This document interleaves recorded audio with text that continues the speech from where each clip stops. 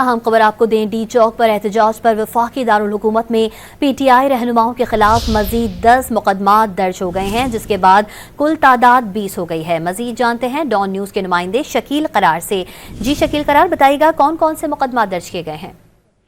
बिल्कुल, इस वक्त PTI की क़यादत के खिलाफ 20 मुकदमात हो गए हैं जो मुख्तलिफ थानों में दर्ज किए गए हैं, जिसमें थाना मारगला में 3, कोसार और शहजाद टाउन में 2-2, चौकनी सेक्रेट और थाना कन्नौल के 2-2 मुकदमा शामिल है, जबकि थाना सिहाला, थाना बनीगाला, शम्स कॉलोनी अमीलोर में एक मुकदमा मजीद दर्ज हुआ है, जबकि थाना नून, थाना खन्ना और थाना पाना में भी एक मुकदमा दर्ज है।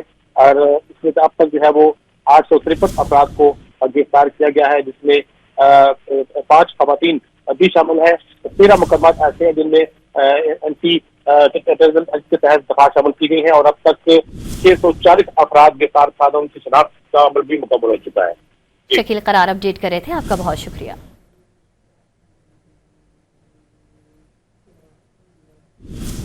आपको अपडेट करें, डी चौक पर एहतजाज पर वफाकी दारुल हुकूमत में PTI रहनुमाओं के खिलाफ मजीद 10 मुकदमात दर्ज हो चुके हैं, जिसके बाद कुल तादाद 20 हो गई है। थाना मारगला में 3, कोहिसार और शहजाद टाउन में 2-2 मुकदमात दर्ज किए गए हैं।